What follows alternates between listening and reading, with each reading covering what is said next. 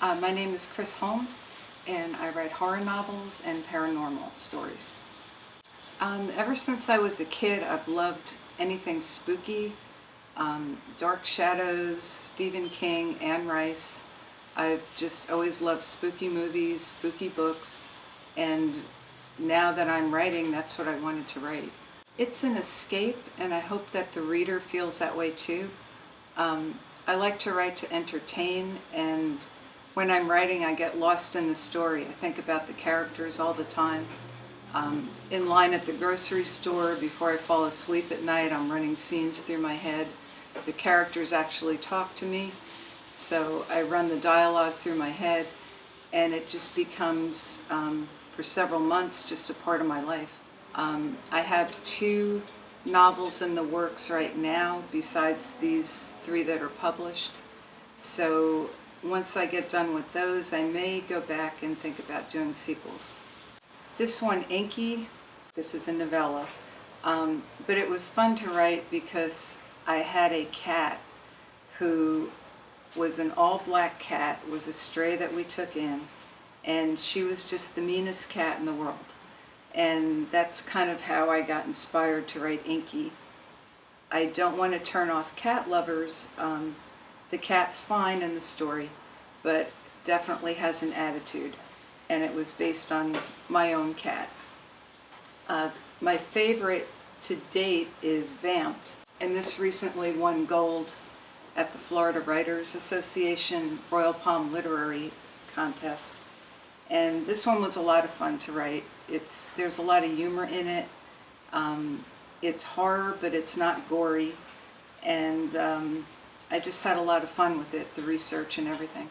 I like writing bad characters, evil characters, because there is no filter. They can do anything that they want to do, and it's fun to me to just be able to be an evil character. Light a Candle was the first novel that I've written. This won gold in 2019 at the same Florida Writers Association Royal Palm Literary for a blended genre. It's horror and urban fantasy. And Light a Candle is a story about an average guy who is kind of stuck in a family business, and he aspires to be a horror writer. He enters a contest to be promoted by an internationally famous promotions agency, and he wins. He comes to find out that the agent, who he thought was just very eccentric, is actually the devil. So it is a take on the making a contract with the devil kind of story, but I tried to bring it into modern times. The devil likes to use the internet and computers and basically be an influencer for an entire generation. And of course, he wants to bring chaos to the world. And Nick, who is the protagonist in the story, is all alone against the devil, basically. The book has a relatively happy ending. So Nick does prevail, but you can never quite get rid of the devil. You can chase him away, though. As stories come to me, I just like to tell stories. I have 2 in the works, as I said. One is in editing.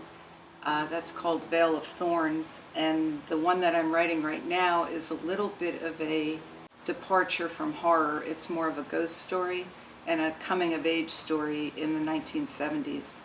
And I'm trying to draw some parallels between what happened in the 70s, what's happening now. It's got a focus on women mostly, and it's kind of becoming a favorite story of mine, but it's going to be a while before that one's done. I'd just like to say that I hope that people will go to Amazon, pick up these books, read them. They are fun, they are quick reads, and it's a good escape, it's good entertainment. And if you like a little bit of spooky and not a lot of gory, I think that you'll really like these.